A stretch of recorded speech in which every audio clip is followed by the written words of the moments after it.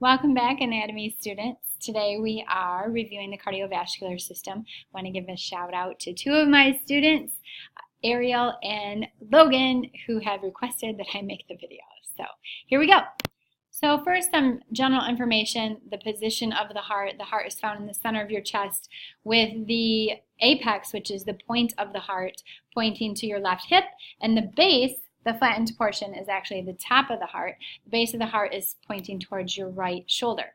And then there are three layers to the wall of the heart, with the whole heart being in a sac. The sac is called the pericardium. Peri means around, cardi, heart. So eums are tissues surrounding the heart. So this surrounds the heart and anchors it to the structures behind it. The three walls of the heart, you have the epicardium, epi above or upon, myocardium, myo muscle. That's where the contraction is actually happening. And the endocardium, endo within. So that's the inner lining of connective tissue in the heart. We did some measurements. We listened to our heart. One of the things that we can measure is stroke volume. If we know how much blood the heart is pumping out in a single contraction, that is your stroke volume. We can calculate the cardiac output. That's the amount of blood your heart is pumping in a whole minute by calculating stroke volume times heart rate. So how much it beats, how much it pushes out in a single beat, and then how many times it beats in a minute would tell you how much it delivers in a minute. You might be able to calculate stroke volume if you knew how much was in the ventricles at the end of diastole. So at the end of dystole, the heart is filled with blood, and then it contracts during systole. So the insystolic pressure, after it's pushed all the blood out, how much blood is left in the heart? That would give you your stroke volume. Two sounds that the heart makes, lub and dub, right? So the sound is from the valves closing. So what creates the first sound, the lub, is the AV valves slamming shut. So in between the atria and the ventricles, you have the AV valves, the tricuspid or the bicuspid. That creates the first sound. The second sound is the dup. That's the semilunar valves closing. So between the ventricles and the arteries they're attached to, you have semilunar valves. So when they close, they make the second heart sound. The typical person has about 5 liters of blood, and that blood may or may not contain as much oxygen as possible. So we call deoxygenated blood the blood that is on the right side of the heart, because it's already been used up. So the oxygen was used from your tissues to make energy, and then it hasn't gone to the lungs yet. So then once it's been to the lungs and it comes back, it now is loaded with oxygen. So it's oxygen rich. So on the left side of the heart, you have oxygen rich blood, and the arteries that leave the left side of the heart contain oxygen rich blood. On the right side, you have deoxygenated blood, and the arteries that leave that, which is the pulmonary arteries, contain deoxygenated blood. The pulmonary artery is the only artery that contains deoxygenated blood. There's lots of different numbers that would be normal for heart rate, and what my normal is isn't necessarily the same as your normal. So we refer to the typical person. The average is somewhere between 70 and 76, and depending on your resource, they might give you a different number. So I just like to identify the range. Blood pressure measurement. Very few of us are 120/80, but again, that's average. So that's a typical blood pressure measurement. Many of our blood pressure measurements, since we're younger, were lower than this measurement. So that will change with age, weight, gender, activity levels, things like that. When we measure blood pressure measurements, we use a sphygmomanometer to measure the systolic pressure, the pressure that is exerted during a contraction, and diastole, which is the pressure exerted on the walls of the vessels during relaxation. So even though the heart isn't contracting, there's that elastic recoil of the vessels that creates its own tension as it's trying to go back to its original position after the blood have pushed through. So systolic is your top number, diastole is your bottom number. We use a sphygmomanometer to measure that. We might listen for the blood pressure, the movement of the blood through our vessels with a stethoscope. We also use a stethoscope to listen to our heart sounds, that lub and dup that we just talked about a minute ago. So 120/80 is normal. Any number below that we're typically not concerned with. So though 110/60 might be low, the person is most likely in good health. You want to know what these numbers represent. So the top number is systolic pressure, the bottom number is diastolic pressure, and that makes sense since the heart is stressed during systolic. I just try to make the S's go together. That pressure is going to be higher than when it's relaxed, right? A number that would be of concern is 145/90. That's hypertensive. So when the number is high like that, it makes the heart work extra hard. So that's typical of a person who is not in the best of cardiac health. So not only should you be able to trace the blood through the heart itself, you should be able to trace it through the pathway through the body. So arteries leave the heart, they branch into arterioles, which then further branch into capillaries, which come back together into venules, which again merge together to make veins, and they head back to the heart. Now, because the arteries are close to the wall of the heart, or close to the pumping source of the heart, there's going to be a lot of pressure there. They have a thick wall to handle that pressure, as well as a small lumen, which again increases the pressure there. Arterioles feed the capillaries. Capillaries only have a single layer of tissue, and that's the tunica intima. And because you have a tube that has all of a sudden gotten really skinny, there's a high pressure there, which helps to push oxygen out of the capillaries or CO2 out of the capillaries. So it makes it really perfect for diffusion of gases. They come back together into venules, which come back together in veins. We have our superior and inferior vena cava that we learned. The superior vena cava bringing blood back from the head and neck and chest and arms, and the inferior vena cava bringing blood back from the rest of the body. So if either of those vena cavas were hindered, we would have a backup of blood in that direction. So veins don't have to handle as much pressure, so they have a thinner wall, a larger lumen, which also aids in the lower pressure. A couple of simple definitions related to the workings of the heart. You have blood pressure, which is typically actually not the pressure of the heart, but it's indicative of the pressure of the heart. It's the pressure of the vessels as blood flows through them during heartbeat. The pulse is related to the arterial palpation, so that's feeling. So if you feel at your radial pulse point there, what you're feeling when you feel the pulse is a wave of pressure that occurs because of the flow of blood during a beat. And then pulse pressure, how much force the heart is exerting during a single contraction. So during relaxation, there's contraction on the vessels, and then the heart pushes blood through, and there's more contraction, or there's more pressure on that vessel because it's all of a sudden going to expand, right? So the difference between your systolic pressure during contraction and your diastolic pressure during relaxation, the difference between the two is the pulse pressure. So that's how much effort the heart is actually providing. So some things that might make my pressure different than your pressure is my age, my weight, my gender.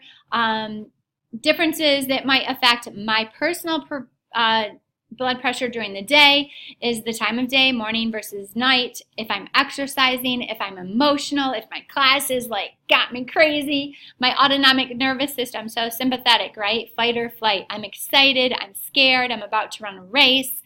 Maybe I've been injured and I'm hemorrhaging, I'm losing blood, so I'm losing blood volume, so my cardiac output is going to go down, which is going to cause my blood pressure to go down as well. My renal system is my kidneys. It can take up water or get rid of water to affect blood volume. Temperature, as I'm sweating, I'm losing blood, my blood is getting thicker, and that's going to increase my pressure as well. Different chemicals that I might ingest, or my diet. So those are things that might affect anybody's blood pressure during the day. You should recognize a number of 140/90 being hypertensive. So any number above that is bad work on your heart. So it makes it work harder, and it weakens the heart muscle actually instead of making it stronger. It can cause arterial sclerosis because it causes tearing of the inner walls of the vessels, and remember the inner walls have collagen in them, which is sticky, which causes plaque, cholesterol, fat, things like that to attach to the inner walls of the vessels, which makes them smaller and smaller and smaller, which can cause a blockage of vessels, leading to heart attack, heart failure, stroke, an aneurysm, or an embolism. In all of your tissues, you have gases being exchanged with the blood. In the lungs, you've just breathed in oxygen, so you're going to pick up oxygen and drop off CO2. Out into your muscles, you need oxygen for energy, so you're going to drop off oxygen and pick up CO2. And that happens, remember, at the capillary level. So that's the only vessel that exchanges gases. So nobody wants to be hypertensive. Nobody wants high blood pressure. So what should you do to avoid it? You should eat healthy. So lots of water, low fat, low sodium. You should exercise regularly. Keep yourself at a normal or a healthy body weight. If you're a smoker, quit. Smoking is a vasoconstrictor. Nicotine is a vasoconstrictor, which increases your blood vessels. Reduce your stress levels. That would be a great thing to do. There are 3 different circulations that we talked about in class: the pulmonary circulation, the coronary circulation, and the systemic. So where is the blood headed? And then it's going to come back. So pulmonary circulation is going to the lungs and back. Coronary is going to the heart tissue itself. It's a muscle. It needs oxygen to make energy too. The systemic circulation is going to go out to all of your body systems. It's going to go hepatic, renal, digestive, everywhere. So you should know pulmonary is leaving the right ventricles, going to the lungs via the pulmonary arteries, coming back through the pulmonary veins into the left atrium. The coronary branches off of the aorta, so it goes to the coronary arteries and then back to the heart. The systemic is leaving the left ventricle through the aorta, the largest vessel of our body, and it comes back to the body via the superior and inferior vena cavas into the right atrium. You should know the sequence blood travels through the heart. So it comes in through the vena cavas into the right atrium, through the tricuspid valve, through the right ventricles, out the pulmonary arteries to the lungs, picks up oxygen, comes back through the pulmonary veins, into the left atrium through the bicuspid, into the left ventricle, out the pulmonary semilunar valves, out the aortic semilunar valves, and through the aorta. And then it goes out to the body and back. So you should be able to follow that pathway come your test day. And just know that the contraction is called systole. You might refer to atrial systole when the atria are contracting, or you might refer to ventricular systole now when the ventricles are contracting, or you might refer to diastole. So distally when the atria are filling. Sorry, I was watching the animation.